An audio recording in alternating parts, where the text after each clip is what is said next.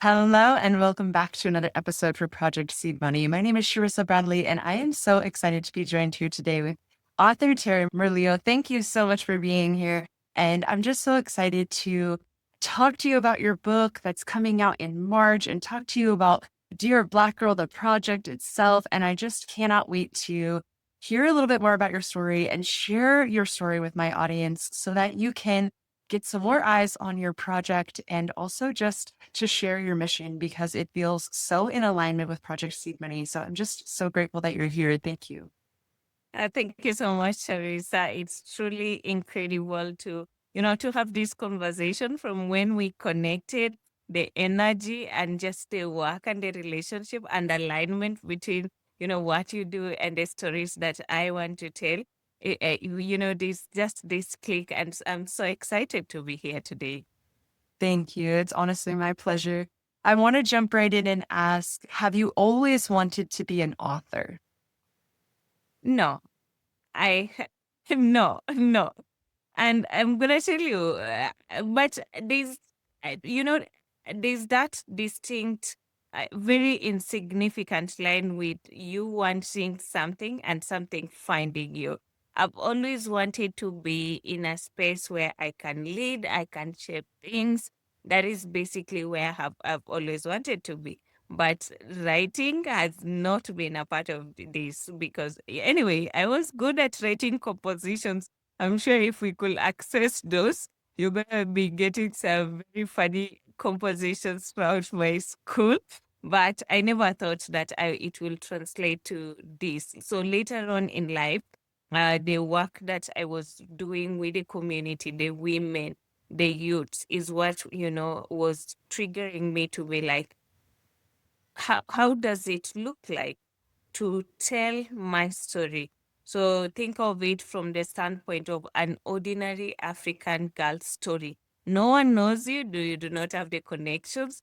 You have nothing basically to back you up. So the question now becomes, will people listen? And first, how do I even start writing this story? What am I going to tell? So yes, so this is basically something that came along the way. I can tell you some 5 years ago is when I was thinking, okay, I want to write something. And even then, I was like, I want to write my story, but had no idea about, writing anything at all. So later on is when, as I continued now evolving and building, in terms of the work that I was doing, is when I was starting to get the angle of, okay, this is how I can tell my stories. And certainly a lot of work has gone into research for me to be able to just, be able to even summarize 10 minutes of anything. But it's so exciting. It's been a very interesting journey. Yeah.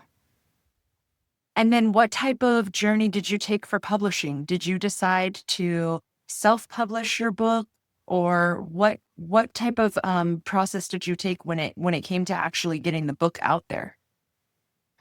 I can tell you, I have learned a lot.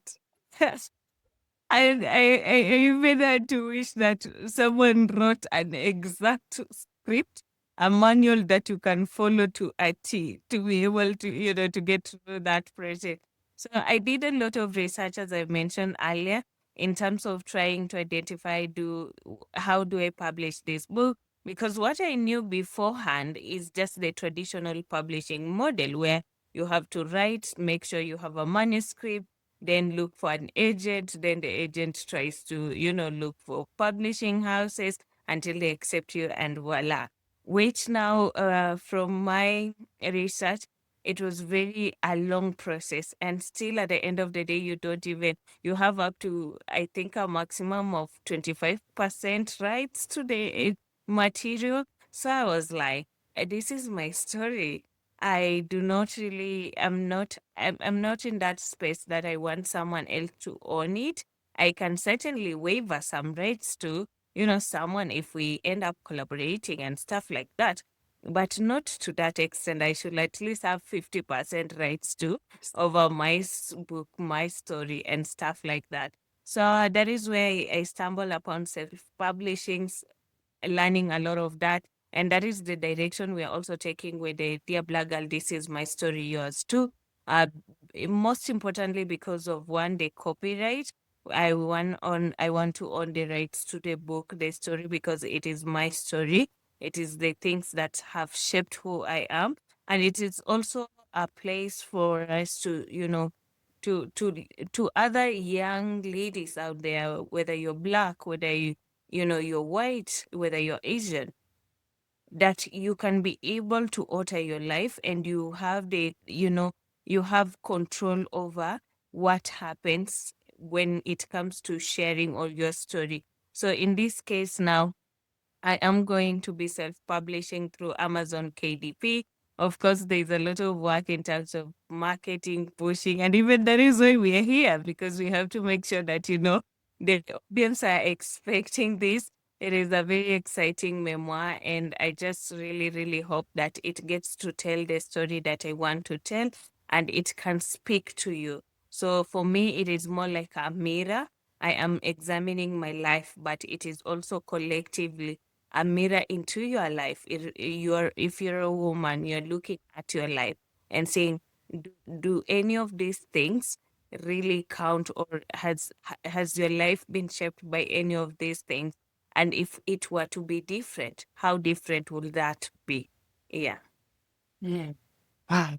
And I'm so glad that you did end up going the self-publishing route because, like you mentioned, it can take such a long time to see that process through. And it feels like your book is something that needs to be in the world now. And I happen to know that it's going to be published on International Women's Day. So it will be just the perfect time to help market and support you. I wonder during this process, you've been learning all of these new things to get your story in the world. And I wonder during that process, did you face any self doubt? That was a constant thing. Doubt, I can tell you, that is a constant thing. The first doubt was, do I want my business out there?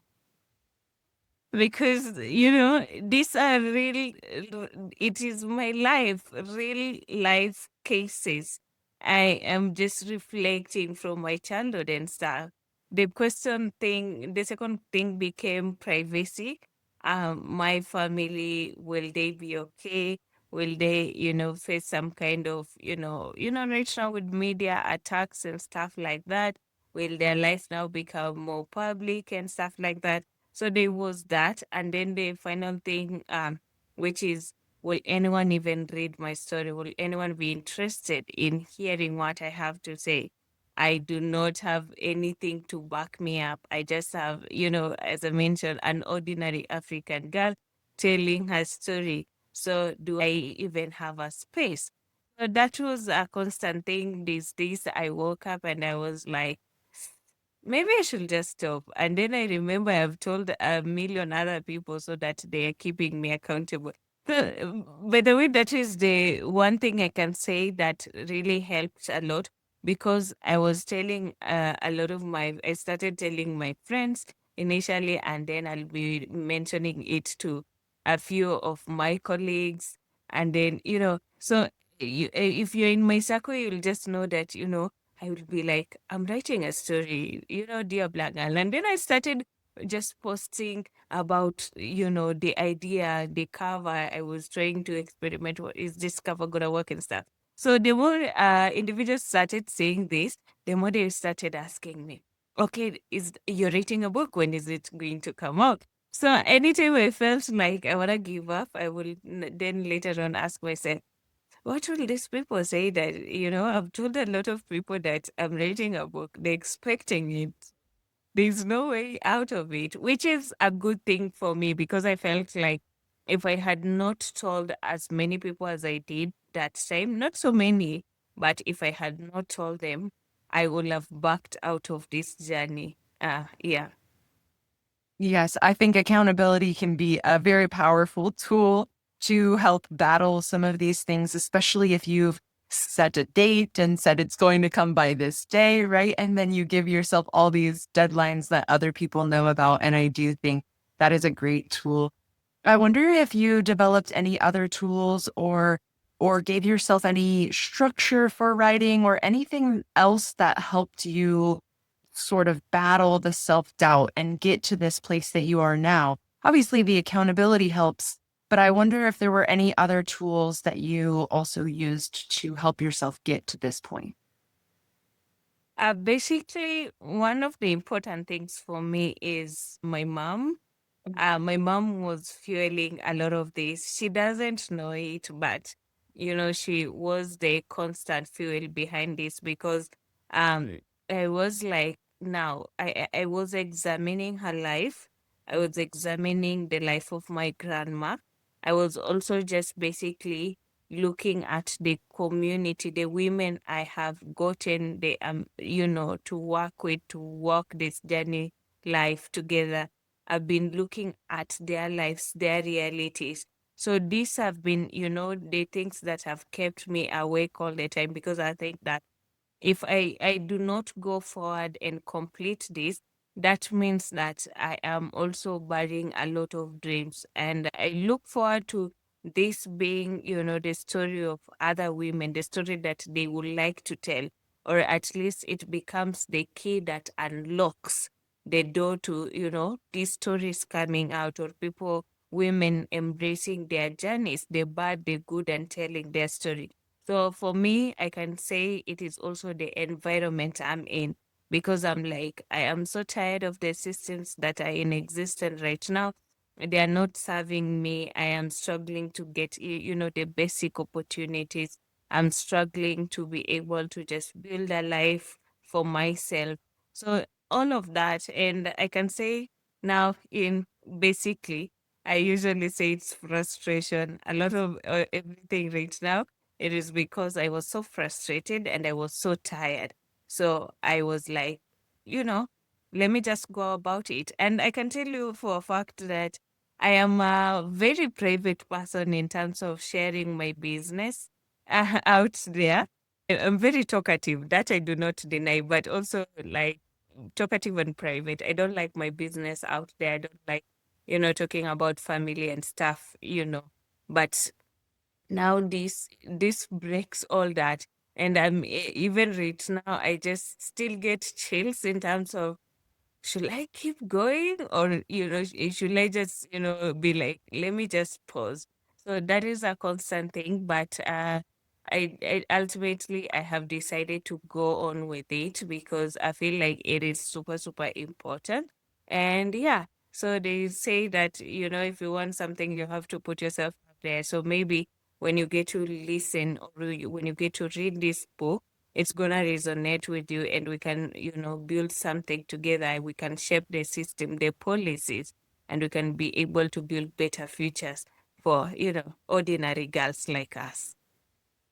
That's so beautiful. And it sounds like your drive to make a difference and to make change is even helping you to combat your fears, because your desire and your dream are so much bigger than the fear that could hold you back. And I think that's absolutely beautiful and commendable and courageous.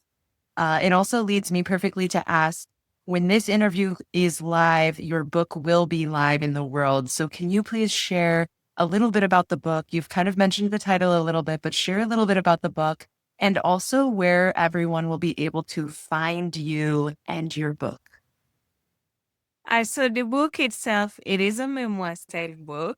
It is a reflection of my life, and basically it is telling my story, but also the collective stories, the realities of so many African women. It is also criticizing society to some extent.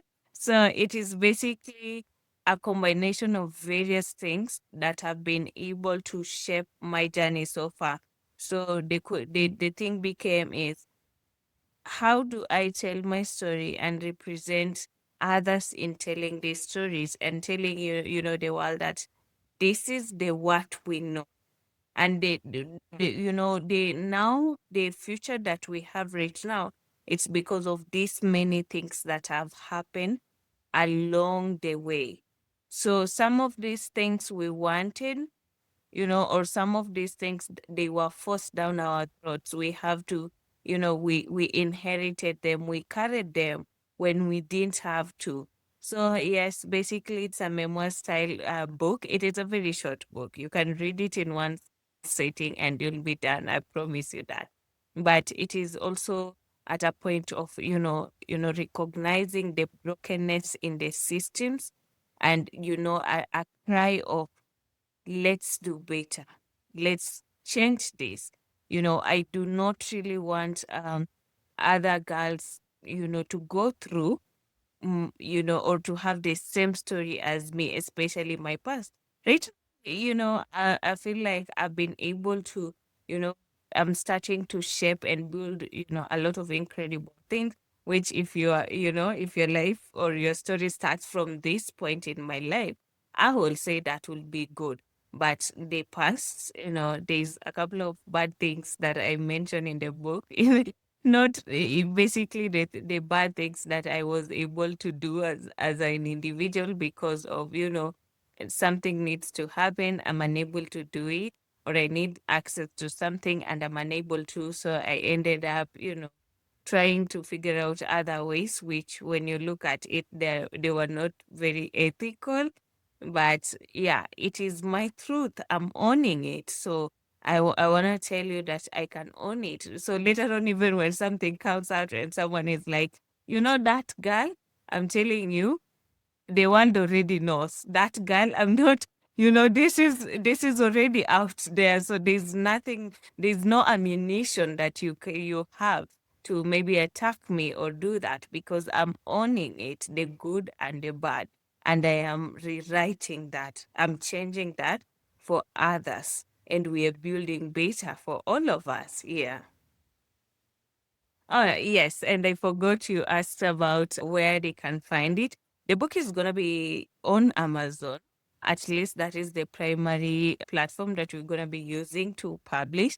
But of course, for East African people, we're going to make sure that we are able to work with local libraries and bookstores so that you can access that, very conveniently, and we'll try our best to make sure that it is as accessible to everyone in the world. So that is going to be the primary platform that we'll be using, of course, with the integration of local platforms. So if we keep working, then we will find, definitely there's gonna be a way to make sure that you're able to access this. I know if you're in Africa, the shipping fee is gonna be like, hey, this is too much. But yes, we'll try to make sure that the book reaches or gets to you, and you're able to access it. Not just that, if you do not have a physical copy, we'll also make sure that we do have an ebook version that you can access a digital copy and be able to still go through the story and just this. But I'm so excited. I will be looking forward to hearing the feedback, and also not just the feedback. I will be excited to see more women, more girls, on their stories and become vocal about it. They are transforming, because your voice is the most powerful thing that you have. So if you do not have resources or any other thing, your voice is the number one powerful tool that you can use to shape, the future or your current reality. And that is where we are starting. I'm starting with a pen. And here now, you're actually hearing my voice. So, and I hope that I do not get to stop here. I get to build a community together, each one of us. And, there's a lot that has happened behind the scene, and it's translated into an even better, a more impactful movement, which is just so exciting to say. I absolutely love that. And I wonder if you'll share with us the social media and website so that they can also learn more about connecting with you and supporting your mission in the future as well.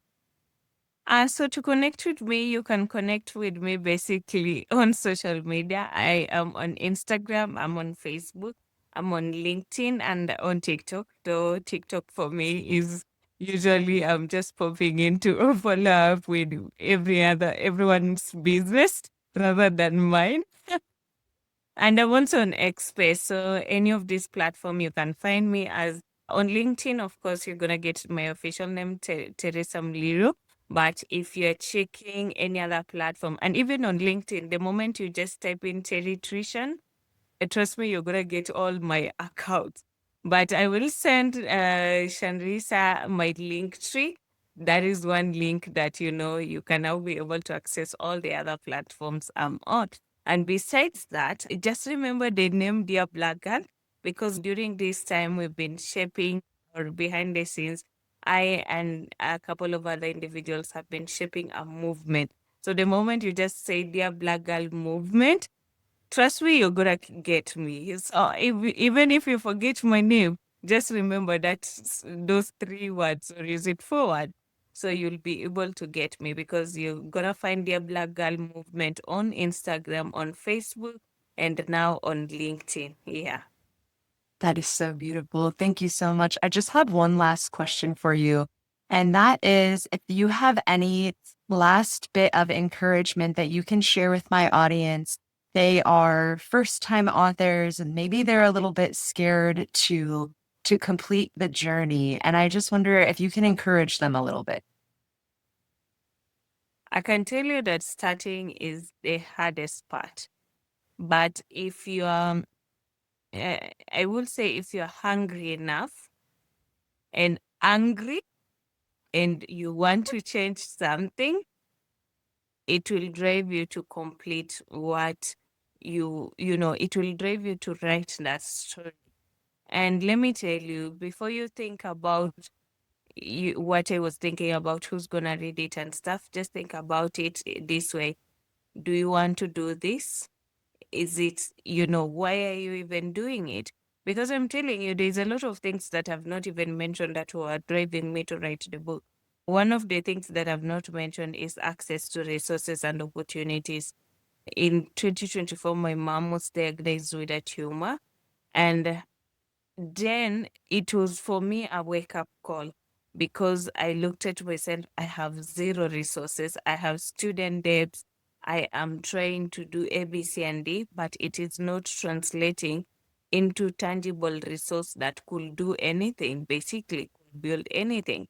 So I cannot even lie. I was also doing this in a way to, you know, to have this book come out and to sell and to earn something out of it. My goal has always been, in fact, before I even think of bigger goals that I have, and definitely I have a lot of bigger, better goals, but my very important goal for me in this life has always been to make sure that my mom can have a house, a home she calls her own. Here it is a big thing. That one thing that you'll hear a lot of people talk about is, I want to have my own house. So a home is always a big deal. So someone will tell you, whether it is, a block of land, 50 by 100, or even less than that. And even if I'm going to live in just a structure that is put together or is held together by iron sheets, as long as I can call it my space or my home, I want that. So that is the thing. I am carrying my mom's dream. And when she fell sick, I was asking myself, will I get a chance to be able to repay her for the work and bringing us up and, supporting us, taking us through school? So to me, repaying her, besides her, doing well health wise, or eating whatever she wants to eat, is to give her the whole. Yes, but I'll tell you, it is very hard. I've already mentioned I wanted to give up multiple times, but when I remember the why I started, it was the fuel to keep going. And I am a first time author. I don't know if I should call myself that, but I'm calling myself that regardless, because I've written it. Even if it's 5 pages, you're an author because you sat down and wrote it. So I'm going to call you an author, even if no one else is going to call you. And I did a lot of research. Certainly, YouTube became my best friend. And yeah, so I was always there on YouTube trying to figure out, how do you publish a book? How do I write this? How do I go about this? And certainly, yes. So I am very excited. In fact, if you do not have the motivation or you do not know where to start, just hit me up. I'm really very excited to, to connect with you. I'm so heavy into project management and building things. So also like helping others recognize their strength and shape their futures. So yes, just hit me if you're unsure of where to start, what to do. My social media is out there, so I might not be very active in terms of, constantly posting, but you're going to find me and I'm going to respond to you. And actually, now the place that I'm very, very active, besides like my Instagram and LinkedIn, is the Dear Black Girl movement. So any social media accounts or any platform for Dear Black Girl, just know that you're going to interact with me. So if you're like, if I'm gonna text you, you might not see it. Just reach out to me through Dear Black Girl. There you're gonna get me. Trust me. And definitely it's just going to be. I'm looking for the founder of Dear Black Girl movement, and then you're like, okay, you got her. So yeah. Thank you so much. I will make sure to have all of the links very accessible, easy for everybody to click on right in the description box. And I just want to say again, thank you so much for being here with me, for spending some time with me. We have a vast time difference, a vast, vast time difference. So I just want to thank you for taking the time and for coming on my show and sharing your story. Thank you so much, Sharissa, for giving me this platform. I'm so excited. We are building a massive movement, and I'm inviting all of you to walk this journey because this movement is aimed to shape and build better systems for all of us. So I'll invite you. So please check out the Black Girl platform. You're going to even see that the posts that you're going to interact, they each tell a story. So you'll see something and you'll just go, at the caption and you'll get to you'll get to see the story behind that specific post. So I hope it connects with you and it's, you can see the vision that we're bringing to life. And I hope this is something that each one of you is going to be excited to be a part of and to share. Yeah. Yes, thank you so much. Thank you so much for joining me on another episode for Project Seed Money. Please don't forget to like and subscribe. It really helps the channel. And I will see you with another interview next week. Bye.